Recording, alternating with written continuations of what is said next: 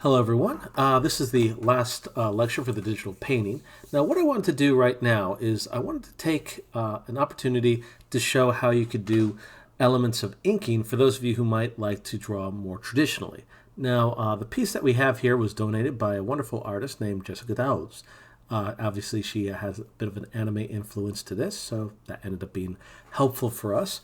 And what I just want to show is how you can make this drawing a little bit more optimal for drawing in Photoshop. Because again, this was originally done with pencil and paper and a little bit of inking in here. Now, one thing that we can do is we can basically make it so that we get rid of all the white areas, but keep the darker areas still available, so that we could just basically color in what we need and so on. Now, this method, I just want to make sure I give credit where credit's due, was made by a YouTuber called Spider-Man1962, if I'm not mistaken. So just want to make sure I gave that gentleman credit. So the first thing we would need to do is we would need to try and make these areas as black and white as possible. It will help us with the next step. Oh, and it wouldn't be a bad idea for myself, because this was scanned as a JPEG of sorts, to turn off my lock. So I'm going to go into my image, adjustments, brightness and contrast. You will be doing this a lot during this process, just a heads up.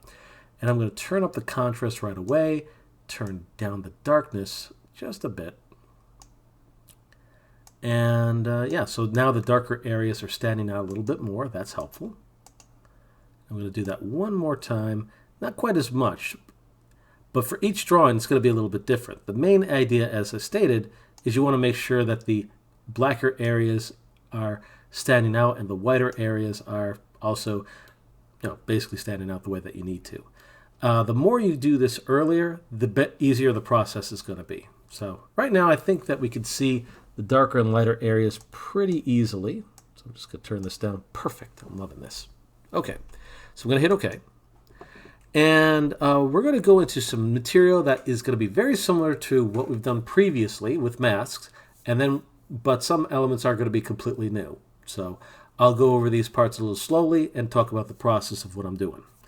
Okay, so first off, we're going to go into channels. The way that we have the picture right now, again, is optimal for what we're doing. And we're going to make ourselves, actually before we even do that, we want to select the entire picture. So we're going to hit Command A, or alternatively, Select, then All, and then Command C, or Copy, Edit, Copy. And then we're going to go into our channels, similar to what we did with the masks that we worked on before. Big difference, though, is instead of hitting the little Instamask button that we have over here, we're actually going to do something completely different. We're going to actually create what's called a new channel. And what's going to happen here is we're making ourselves an alpha channel. Now, this is going to be able to be used for selections later. But I want to explain how this process works. What we're going to do is we're going to paste the image that we had previously. So we copy that from before, and we can go to Edit, Paste, or just Command V. And that should put it right into where we need to be. That's why we selected all. And we can just deselect at this time. Now, a little reminder on how alphas and masks work. The lighter something is, the more of an effect it's going to have. The darker something is, the less of an effect it's going to have. In this case, this darker area over here is what we want to select. So, unfortunately, what we have right now doesn't seem very optimal. Basically, this area will not be selected, everything else will. But there's an easy way to fix this. If you go to Image, Adjustments, and an option called Invert, this will actually make your darker areas light and your lighter areas dark. In other words, inverting brighter and darker sections. We went over this very briefly, but we really didn't have a practical use for it until now. So again, Image, Adjustments, Invert, and again, it makes your darker areas light and your lighter areas darker, making this next process way easier. But this is one of the reasons why having darker and lighter sections makes this process way easier, so it's a good thing we did this early. Okay, so happy with what we have. Let's move on to the next step. So you don't even have to really change anything here so much, but we do need to go back to layers. We need to go into the Create New Layer section. This is going to be useful in a second. And then what we're going to do is we're going to go into a completely new topic called Select, Load Selections. Now what this will do is if we have any selection saved previously, it'll let us select that section one more time. This is where our alpha channel will come into place. So the moment we go to, again, Select, Load Selection, and what it's going to be asking is, well, where are we getting our channel from? Well, this is our little alpha channel we had previously. If you need to, it might not be a bad idea to name the alpha channel something that you can remember. It's easier. So I'll go with Selection Alpha. So now when I go into my layer over here, yep, it's selected. Selection, Load Selection. Hey, there's my Selection Alpha. Although, again, I could have just left that Alpha 1, and that would have been fine. And I'm hitting OK. So now that alpha channel that I had previously is now what I'm using for my selection in this case. So if I just turn off my previous layer, you can see that my marching ants go all over my little female character over here. By the way, her name is Charlie. She apparently has a big love for cereal. That's what my artist said that she wanted this to be, and I think that's pretty awesome. So, all right, with our selection ready, all you would need to do at this point, now that we have our marching ants, is add the ink. Now you could do that by selecting the black option over here, the color option over here, choose black, and just use the paint bucket tool and go to town. I would recommend clicking this a couple times to get the optimal results. I'll leave that up to your own discretion if you want to do that or not. But once that's done, well, you got your ink, and that's looking pretty nice. So I'm going to make myself a new layer. I'm going to put that below here. And you can see if it worked out okay simply by making yourself a background layer. I'd recommend white, but I'll leave that to your own discretion. There we are. So it does have a couple imperfections here and there, like for example that little dot here, that little dot up there. But overall, I'm pretty happy with what we're seeing. So let's see. But again, the advantage of doing it this way is now that these areas are done, I can actually start coloring my character. So I'll call this ink. I'll call this background. And I'll call this original. You never know if you need it again. And then just color what you wish. So again, this character is going to be kind of a cereal warrior, so to speak. I'm not sure if it's actually a cereal warrior. I just know that she likes cereal. And yeah, you just add the color where it's necessary. Now, unfortunately, there's no Insta button with this. You just color the best that you can. Again, if you have a stylus and Wacom, that does make things easier. But if not, that's okay. You can still work with what we have.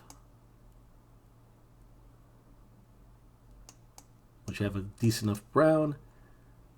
And again, you could basically make yours however you want, but I'm going to keep my color scheme very simple. And yeah, it's basically going around like so.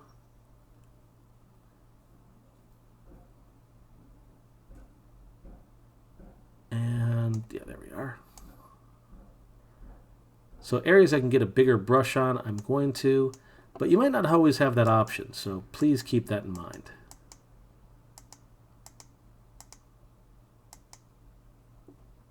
Very cool. Try not to get too far back into here, by the way. Cool. Okay, then I'm just going to go to the eraser and erase what's unnecessary. Now there's, again, many different ways a person can color their character. I'm showing you one of many.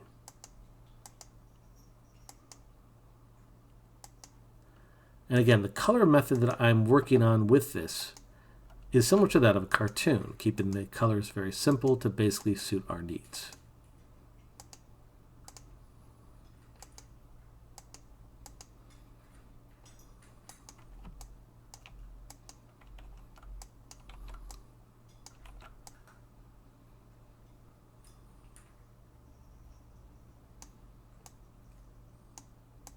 Now the way I'm erasing this, by the way, is I think that I have 100% hardness. I'm thinking I'm going to change that to 90.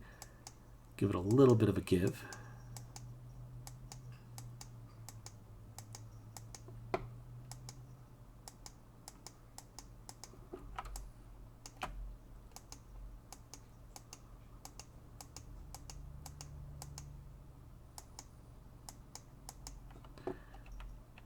And let's see, just going to zoom in a little bit.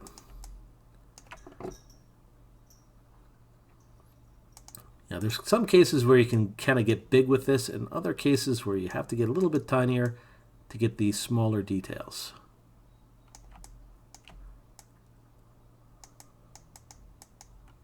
Cool. So that's my first part. And of course I would still need to paint areas like this. So turn this down. Oops.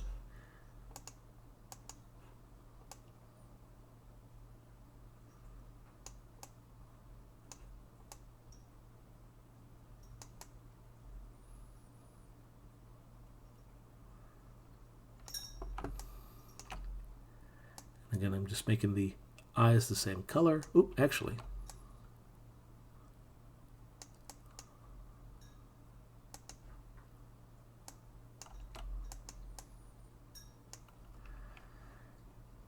And once again, erasing what's unnecessary. There we are. Now, even if you have elements of white, they are still going to be sections you will want to color. I'm going a little bit further back first. I'll get the other stuff momentarily.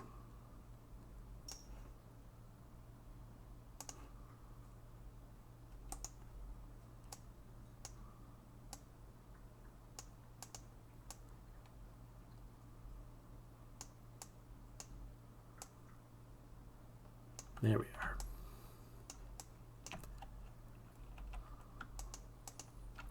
Now ideally you probably want to actually keep all your different parts separate, but just for the sake of this tutorial I just want to show this a little bit more on the quick side.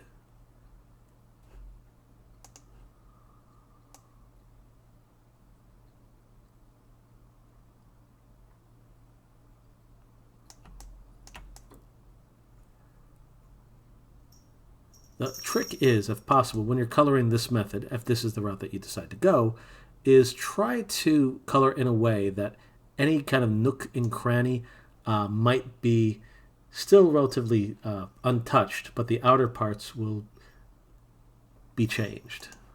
There we go.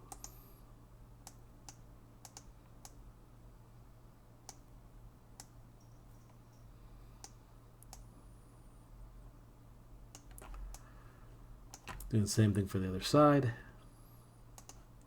Remember that if in a worst case scenario, you could always separate the parts later.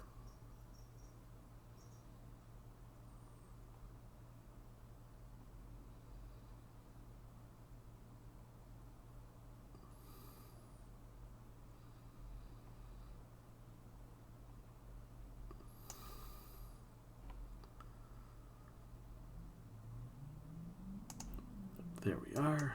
Cool.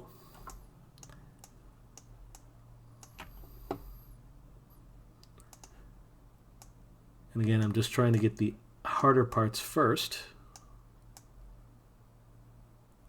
And I usually like to try and get those out of the way when possible.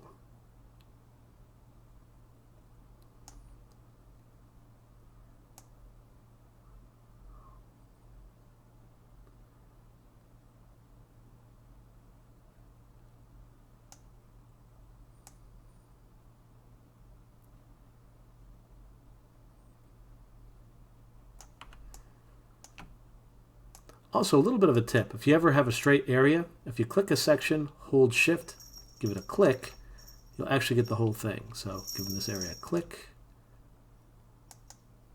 and just click and dragging.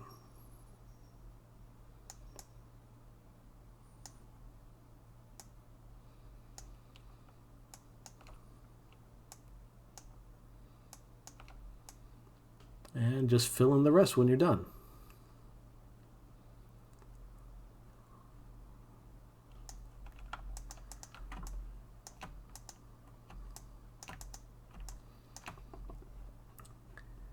And just the last part I just want to show real quick.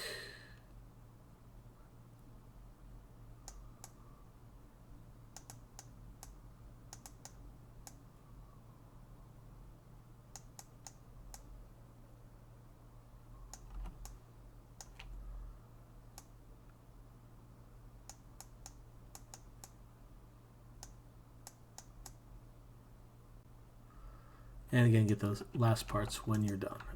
There we are. Okay, now areas that are going to be white, I still would recommend painting those white just to be on the safe side.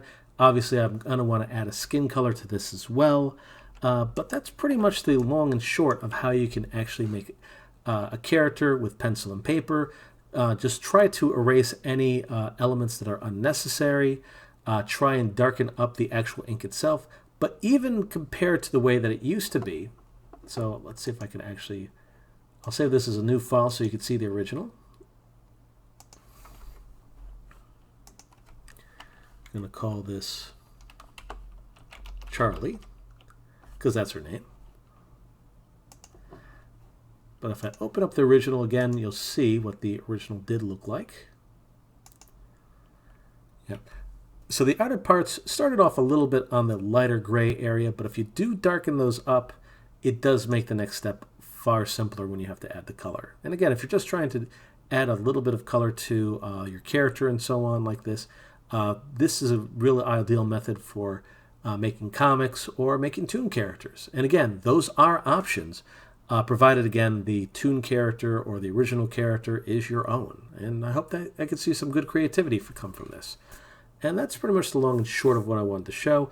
Pretty much if I was going to do the skin and painting the body, it's going to be done in a very similar fashion. So I think I can actually just stop the video here. And that's pretty much most of what I wanted to so this is pretty much what I wanted to show for this week. So I know it's a lot of information. And if you got this far, more power to you. And if you do have any questions, please email me. I'd be happy to answer whatever I can. And with that, have a good night, and I will talk to everyone on the next lecture. Have a good night.